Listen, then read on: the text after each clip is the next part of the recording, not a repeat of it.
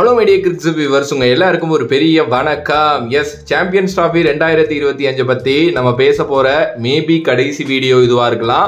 ஏன்னா இதுக்கப்புறம் யாராச்சும் ரிட்டையர்மெண்ட் அறிவிச்சா அதை பற்றி ஒரு வீடியோ போடுவோம், அவ்வளோதான். ஓகே, ஃபைனல் 2025 சாம்பியன்ஸ் ட்ராஃபி நடந்து முடிஞ்சிருச்சு. இந்தியா வந்து பார்த்தீங்க அப்படின்னா அந்த கோப்பையை அடிச்சுட்டு போயிட்டாங்க.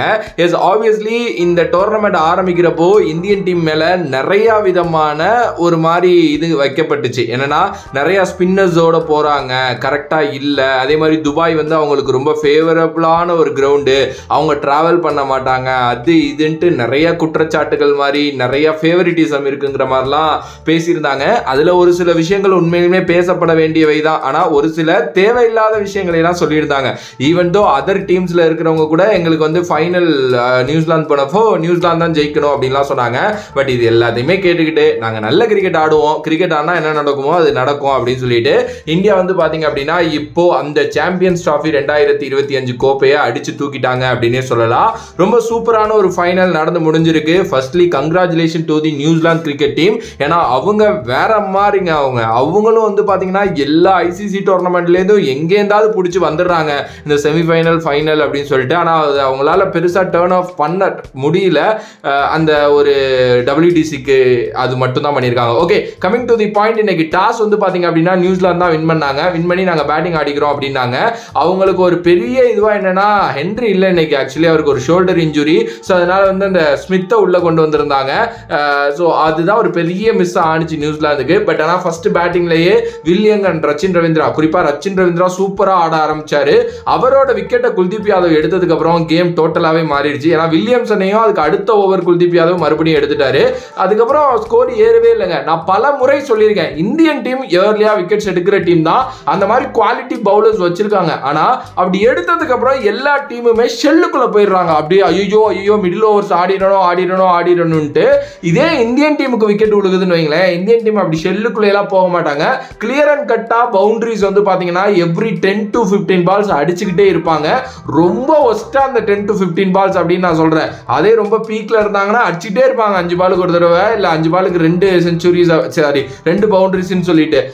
எஸ், இந்தியன் டீமை நோக்கி ஆடுற பேட்டர்ஸ் எல்லாருமே இப்படிதான் பண்றாங்க. அதுதான் இன்னைக்கு நியூசிலாந்து பண்ணாங்க.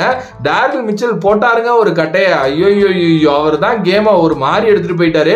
ஆக்சுவலி அந்த பிச்சு கொஞ்சம் கஷ்டம் தான், எல்லாம் புரியுது. நம்மளோட ஸ்பின்னர் சூப்பர் தான். ஆனா அட்லீஸ்ட் அவரோட எக்ஸ்பீரியன்ஸுக்கு இன்னும் கொஞ்சம் டர்ன் ஆஃப் பண்ணிருக்கணும். அவர் நல்லா பண்ணியிருந்தாரு அப்படின்னா உண்மையுமே கேம் இன்னும் நல்லா போயிருக்கும். ஏன்னா 250 அப்படிங்கிறப்போ நியூசிலாந்து வந்து அதை வந்து இந்த ஃபீல்டிங்னால ஒரு 280 மாதிரி காட்டினாங்க. அதே ஒரு 280 அடிச்சிருந்தாங்கன்னா இன்னும் செம டஃபா இருந்திருக்கும் இன்னமும் இந்த கேம் அப்படின்னு தான் நான் சொல்லுவேன். சத்தியமா இந்த கேம் அவங்க பேட்டிங்லேயே விட்டுட்டாங்க அப்படிங்கிறது தான். பட் இருந்தாலும் அதுக்கப்புறம் வந்து பார்த்தீங்க அப்படின்னா மைக்கேல் பிரேஸ்வெல் ஒரு நல்ல இன்னிங்ஸ் ஆடினாருங்க. அந்த கடைசி ஃபியூ ஓவர்ஸில் அவர் ஒரு 53 ரன் டோட்டலாகவே வந்து பார்த்தீங்கன்னா அடிச்சிருந்தாரு. 252ங்கிற ஒரு டார்கெட்டை நோக்கி விளையாட ஆரம்பிச்சப்போ ரோஹித் சர்மா கடந்த ஒரு 2 வருஷமா ஒன்று பண்ணிட்டு இருக்காரு இந்த வேர்ல்டு கப்லேருந்து. என்ன அப்படின்னா அவரோட நேச்சுரல் கேமை தாண்டி ஒன்று விளையாடுறது. போன வேகத்துக்கு அடிதான், நீ யாரா வேணாலும் இரு. First 10 over power play. அதே வந்து 2020 இருந்தால் ஃபர்ஸ்ட் அந்த 6 ஓவர் பவர் பிளே. இதை வந்து நான் வந்து அடிப்பேன், நான் வந்து என்னால் முடிஞ்ச அளவுக்கு அதில் ரன் சேர்ப்பேன் அப்படின்னு சொல்லிட்டு தான் விளையாடுறாரா. அதை தான் இந்த மேட்சும் பண்ணாரு. அடிச்சு தும்சம் பண்ணிட்டாரு அந்த ஃபர்ஸ்ட் 10 ஓவர்.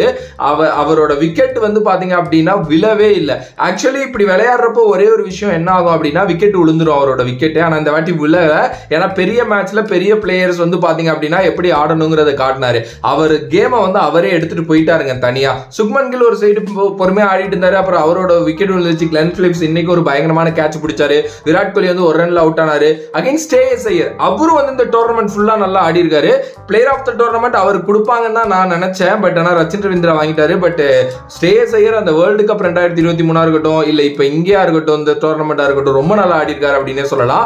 அவரு பொறுமையா அந்த மிடில் ஓவர்ஸ்ல ஸ்பின்னர்ஸை கரெக்டா அட்டாக் பண்ணி கேம் எடுத்துட்டு போயிட்டாரு. ரோஹித்தோட விக்கெட் விழுந்ததுக்கு அப்புறம் ஸ்ரேயஸ் ஐயரும் அக்ஷரும் ஒரு நல்ல பார்ட்னர்ஷிப் போட்டாங்க.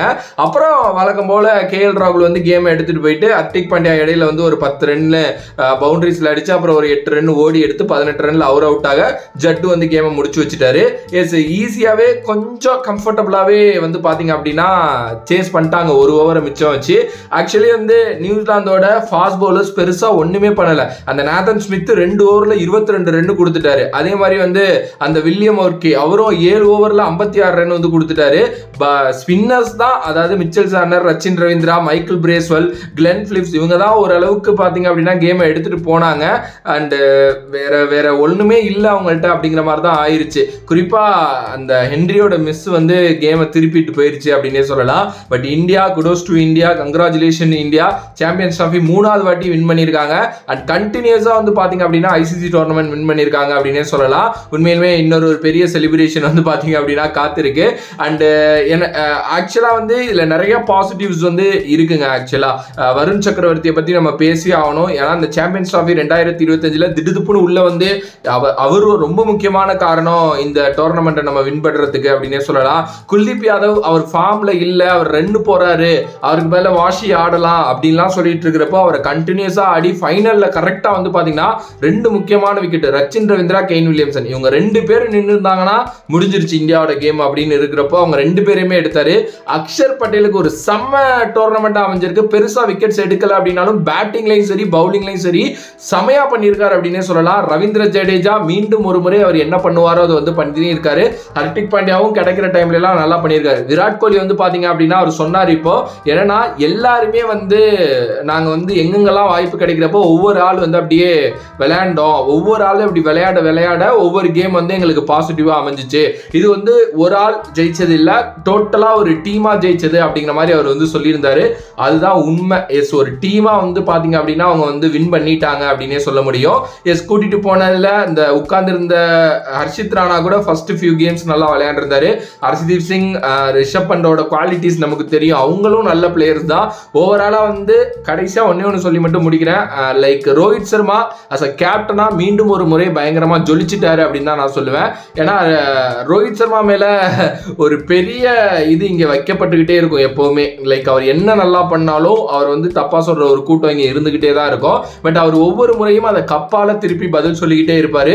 மீண்டும் ஒரு முறை அதை பண்ணியிருக்காரு அப்படின்னு நினைக்கிறேன். முகமது சமி அவரும் ரொம்ப நல்லா பண்ணியிருந்தாரு. நிறைய பெரிய பிளேயர்ஸை பேக் பண்ணாங்க. லைக் ஒரு KL ராகுல், ஸ்ரேயஸ் ஐயர், முகமது சமி மாதிரி பெரிய பிளேயர்ஸை பேக் பண்ணாங்க. அதுக்கு வந்து பாத்தீங்க அப்படின்னா பலன் கிடைச்சது. ஏன்னா குட்டி குட்டி பிளேயர்ஸ் இப்போ யங்ஸ்டர்ஸ் லைக் ஒரு ஜெய்ஸ்வால் மாதிரி இன்னொரு சில பிளேயர்ஸ் எல்லாம் நல்லா வந்துகிட்டு இருக்கிறப்போ அவங்கள கூட்டு போயிருக்கலாமே, ஏன் இப்போ மறுபடியும் கொஞ்சம் இதானவங்க எல்லாம் கேட்டப்போ அது எல்லாத்துக்குமே பதில் கொடுத்துட்டாரு. குறிப்பா அந்த ஸ்பின்னர்ஸ், நம்மளே அதை சொன்னோம் எதுக்கு 5 ஸ்பின்னர்ஸ் அப்படின்ட்டு, அவர் சொல்லிட்டு தான் போனாரு நாங்க 5 ஸ்பின்னர்ஸோட போல, அதுல 3 ஆல்ரவுண்டர்ஸ் இருக்காங்க அப்படின்னு சொல்லிட்டு. ஆப்வியஸ்லி இந்த பேட்டிங்கோட டெப்த் நமக்கு அதிகமா இருந்ததுதான் இந்தியாவை வந்து பாத்தீங்கன்னா ஒரு மேலோங்கி காட்டுனுச்சு. ஏன்னா 8வது இடத்துல ஜடேஜா வர்றாரு அப்படிங்கிறதெல்லாம் ஆப்போசிட் டீமுக்கு சமகாண்டு, எப்படா அப்ப நம்ம ஜெயிப்போங்கிற மாதிரி ஆயிரும். ஓவராலா சூப்பரான ஒரு கேம்பெயின் நடந்து முடிஞ்சிருச்சு. இந்தியா இன்னொரு ICC டிராஃபியை வின் பண்ணிட்டாங்க.